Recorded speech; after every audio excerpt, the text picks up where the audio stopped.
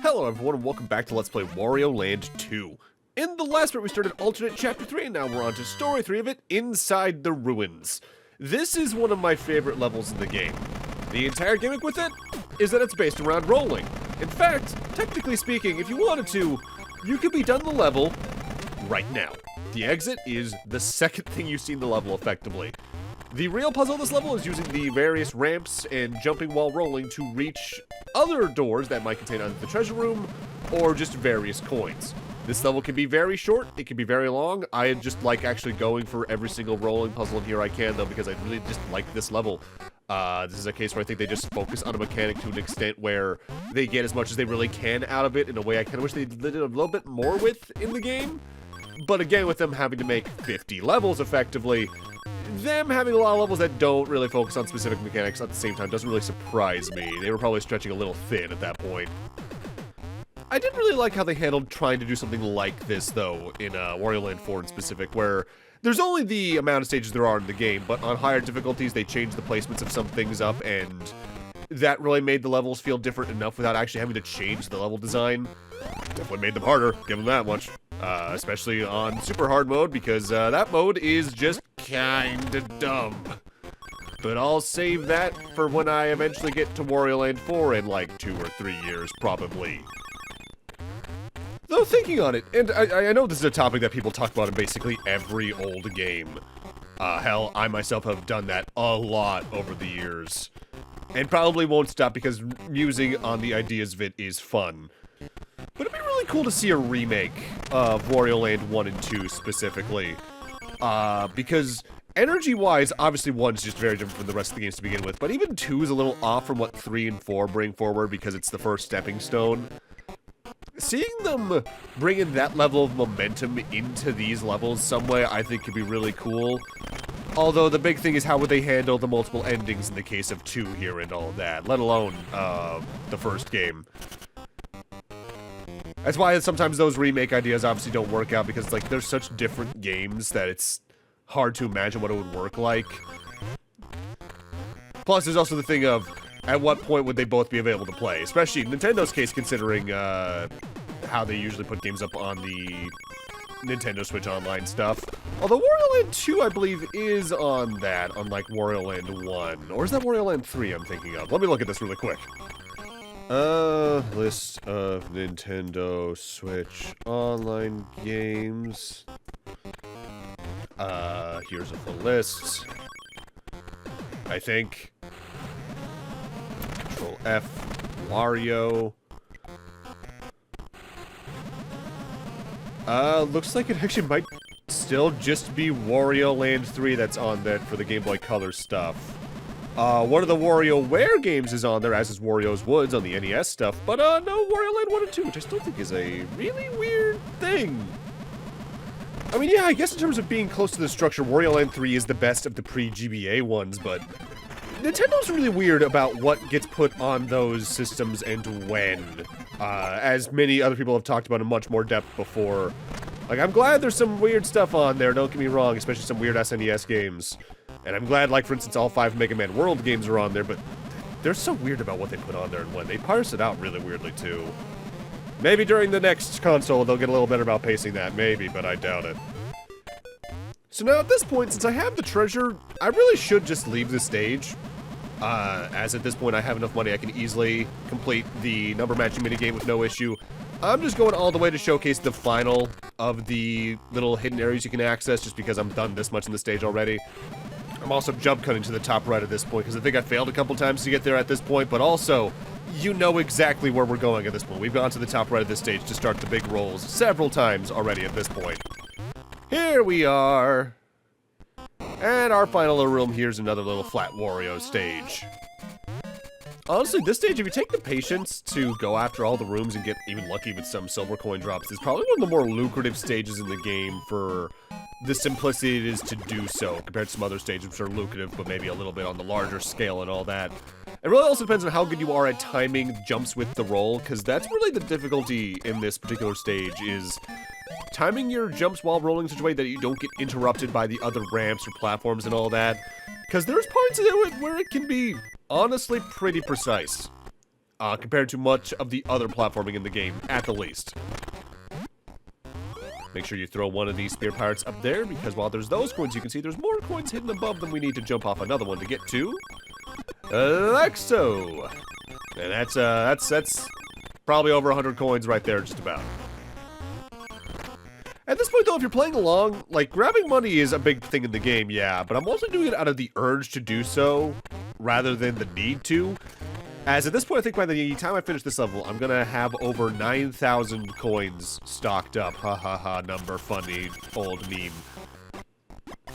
But that is enough where, outside of getting like the 50 to 100 I would need in a stage to guarantee I could safely do the treasure room, I could finish every stage with effectively nothing and still have enough saved up to get every panel piece left in the game with no problem. So, if you're at the point where you're starting to get tired of the game, I'd recommend honestly just doing that if you can. Obviously, on a first playthrough, you're not going to know where the stage's exit is, so you're probably going to find some coin rooms along the way, but it's a noteworthy thing at the end of the day. Because you can make the latter half of the game really start to soar by if you just stop caring about grabbing coins along the way. Now, the next level's a little interesting compared to the other stages in the game, because if you look at the treasure map, it's the only level within an alternate chapter that has 2 exits. So, in order to actually get the ending for this chapter, we need to find the alternate exit within Chapter 3, Story 4, Escape from the Ruins. Doing this is actually surprisingly tricky, but we'll get into the process of that later. Wow, that's lucky. This is a level I could best compare as this game's attempt at a Zelda dungeon in some regards, because there's a lot of switches we need to activate to open and close certain blocks in certain states to get through it in a way that actively makes it feel like a Zelda dungeon to me, specifically from like the Game Boy Color era. Which, you know, given the music as well, kind of sounds like something from like late Oracle of Seasons. That would make sense. Now, getting slightly ahead of ourselves here. Because getting 100% of the game requires getting every other second exit, I do showcase both exits in this level, but the quote-unquote main exit, because the alternate exit is technically what leads us on towards the rest of alternate chapter 3, that's recorded from my practice run of the level. So we do something, and then we effectively cut back to the main footage to showcase the other thing we do. That is to say, when we get towards what is usually the end of a level like this, and you'll know what I mean when we get there, don't do what I do at first in the footage. Do the other thing that you can do in those exact scenarios. With that said, most of the thing in this level is block switching, of course, but there's also a lot of throwing these little sport helmet guys around to get through enemy blocks, and there's times where the height of the generally claustrophobic areas in here can really get in your way of throwing enemies in a way that does feel kind of annoying, but since most of it's for optional stuff, I don't really mind too much. Claustrophobic level design, I think, can work in platformers. It's just there's times where it really feels counter to what the character's abilities are, I guess is the way I want to phrase that. Hi, Kirby in the Amazing Mirror. For right now, though, progress is technically that door we just saw slightly above me to the right, so if you want to get to the end of the level, you have to jump on those blocks and go on that path above me. But to get the treasure room in this stage, we actually want to have the blocks in the opposite state and then head back the way we came. Notably, I even go a little further beyond that because there's some coins you can get back at the entrance if the blocks are in this state. But that's not required if you're trying to get everything. I just showcase it because this is another pretty lucrative level. Honestly, most of the game levels in this game are very lucrative. You can get easily over 200 coins in any given stage if you search out everything or get lucky from enemy drops. But the really good levels will usually give you 300 to 600, sometimes 700 if you get, again, lucky silver coin drops. This level does have some of my least favorite enemy placement in the game, though, namely with those purple shell enemies I've discussed before, where they'll often place them slightly above you on the little staircases. Damn. All hail the magic temple duck. Goddamn. They'll be placed slightly above you on the staircases like these spear pirates are, in such ways where, even if you know where they are, trying to maneuver them as they jump down at you is honestly quite difficult. And you're likely to take just a very cheap-feeling hit. Enemy placement at times is, I think, one of Wario Land 2's bigger faults. Specifically in terms of when it's hard to avoid them and all that. Especially when they're not enemies you need to trigger a state for Wario in order to get to another part of the level and all that. It does feel kind of sloppy at times, but seldom do the instances of it really feel that bad outside of this level in my eyes, because these purple guys really are just some of the worst because of the stairs. So at this point, we're actually in a place kind of similar to that one part of that level from Chapter 5. We're in a giant X-shaped room. Some of the rooms have switches that'll swap the blocks. You gotta get to specific rooms to get to either ending of the stage. Now, technically speaking, ultimately your goal is the top right. But if you're going for the alternate exit, your goal is the bottom right. But we can't get to the bottom right without going to the top right anyway, so we're going up here. So this next room's kind of the whole key to the two exits in this level. If you go further up, and we'll see this in a moment, there are some coins in the wall that you can break a wall to get to. Experience would dictate if there's one breakable wall in the room, there's likely another one. In fact, in that case, that one leads to a block swap state swapping switch. If you want to get the alternate exit, you want to hit that and go back the way we just came from. But on a first playthrough, you're probably not going to immediately notice you can do that, so you might just go the way we're going now. This will lead you to the quote-unquote main exit of the level. In this case, it's going to be a boss fight. Let's showcase the boss fight, and then we're going to showcase the fail state of the boss fight. At this point, we're watching footage from my practice run. This boss fight is this giant fish with spikes all around it. Touching those spikes will damage you. However, every now and then, the fish will charge diagonally up at you to try and swallow you, ejecting you from the boss fight. When it's up higher in the stage design, bump into its belly, and it takes damage. Do that 3 or 4 times, and you're good. As you damage it more and more, it does do some more out there patterns to try and psych you out while it grabs you. For instance, it might only go as high as you are in the water before swimming backwards. It might only go about halfway up to begin with. It can be a weird fight to get hit in, but given that your purpose in this stage is technically to not beat the boss fight, that's probably intentional, even. Honestly, one of the more unique bosses in the game because you're still technically just whamming into it to do damage, but you don't have to use your charge or your jump to do so, let alone throwing enemies into it. And there we go. And from there, the level's cleared, but we're now going to go back to the main recording footage where we actually intentionally failed the fight to access more rooms because there's more coins that way. It is kind of a silly moment when you beat that fight, though, on a first playthrough, forgetting about the fact this level is supposed to have an alternate exit, because you go back to the treasure map, and the stage to the right that we're meant to go to is still unopened, and you're just now selecting, Chapter 4, Story 1, and it's just like, well, whoops. Notably, there's not even an ending cutscene, that triggers from that, like, that transitions you into the next stage, I believe. So you just kind of have to go on. So now we're back in the room where that switch is, so we're going to go back and hit it, and then head back the way we came earlier in the stage to access where the real exit for this level is. It's sort of the alternate exit by technicality, but it's the exit you need to get 100%, compared to the other exit. Unless you access the stage earlier by coming here instead of the main Chapter 3, which, again, you can do, I believe. Not that I'd ever do it myself, because this is a game, like I've said before, I tend to just do the first 25 stages and then kind of feel like I'm done. The room with the gold door is annoying, though, because it's another room filled with thin platforms that you can only go through from below that's filled with mallet apes. Now, again, there are ways to get around these guys. Ground pounding to stun them for a second, just waiting for them to be facing the other direction, all that goes a long way. But being slightly off and just barely being hit by the mallet really does feel bad. We do need this specific sport helmet enemy, though, because we need to use them as a platform to jump up to where the gold door is. And because of that mallet ape up there is the worst part of this entire area, because it's very easy, because of how small this little area is, for them to turn around and just whack you. That's that stage done, though, so now we're on to alternate Chapter 3, Story 5. Notably, alternate Chapter 3 is the only chapter in the game that technically has 2 boss fights due to how it's all structured, which is kind of neat. I definitely think one of the bosses is more interesting than the others, but we'll talk about that in a moment as we enter Story 5, Captured Syrup. Now, I say the boss fight here is interesting, and it is, but it's probably ultimately my least favorite boss in the game, for reasons we'll get into.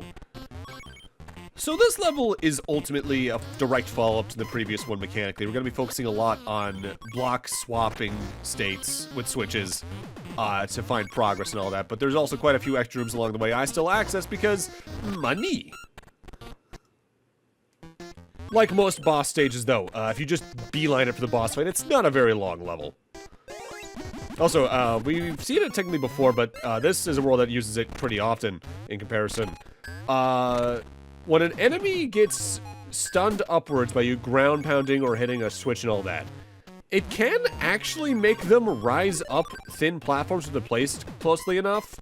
We'll see a notable case of that when we actually go for the next alternate chapter after this. In fact, you saw it in general at the end of chapter 4, if you were paying attention. I honestly kind of wish they used that a little more often, because I think that's a nice way to have effectively a pseudo timer depending on what you're doing in a room. Again, that's something from my memory they actually used to better effect in the sequels.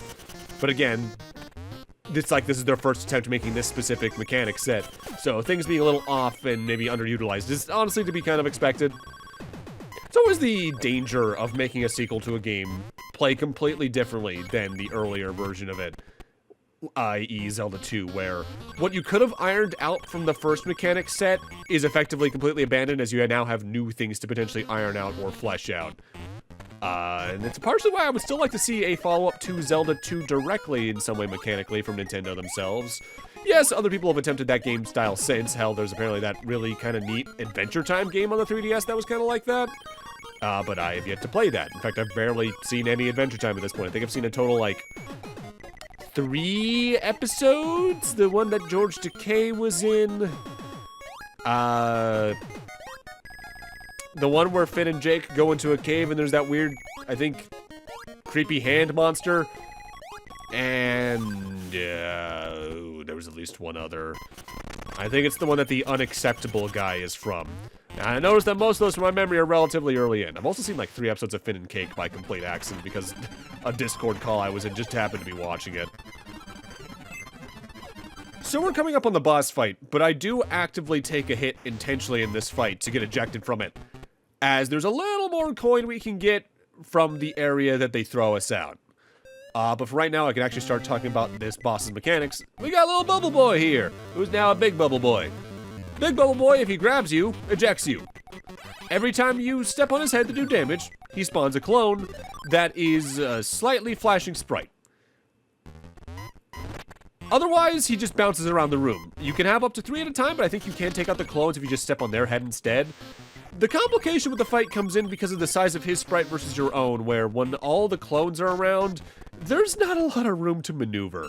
I do believe he only bounces in like 2 or 3 different ways usually, because it's effectively like the old DVD logo bouncing around the screen for those of you old enough to know what that is, because at this point, that's a reference that only people over a certain age group would really consistently get, huh? But as you hit him, he also speeds up. So trying to predict where he's gonna go on top of the clones also bouncing around can be pretty rough, and it's why it's ultimately my least favorite boss fight in the game. Thankfully, they at least knew, because of how rough this one could be, to make it short. It's only 3 hits and you're done. But yeah, this game's bosses are definitely all over the place. The sequels do better about that in general. Dunk from Chapter 4 really is just overall the best designed boss fight, because it actually has a central mechanic you focus on that's not just jumping or damaging them directly. Which honestly I think really does fit better with what the mechanic set for these games becomes. Like making the bosses as much of a puzzle as getting through the levels can be. Also, use your high jump here, but use it sparingly, because if one of the clones gets a little too close to you, you still might get yoinked out of there in that case, and that's no good. Ducking can help you in some cases like that, though. What doesn't help as well is that as the boss's clones spawn in, the boss itself also starts to flicker because of sprite limitations, and yeah, that makes discerning which is which kind of rough. That's the entirety of Alternate Chapter 3, though. As per usual, I'm going to be silent during the credits and the ending, so I'll see you for our totals at the end of this ending.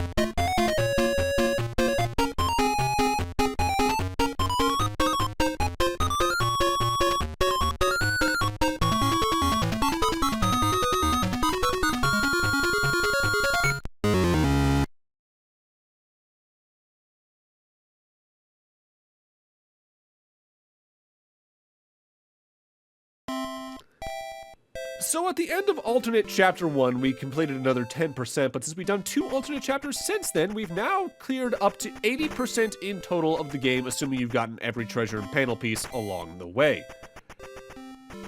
The next 2 alternate chapters are a little weird though, for a reason I'll get into starting next part. But with that, I'm gonna need to end this off here. Thank you guys for watching, and in part 13, we're gonna go start alternate chapter 5. See you guys then.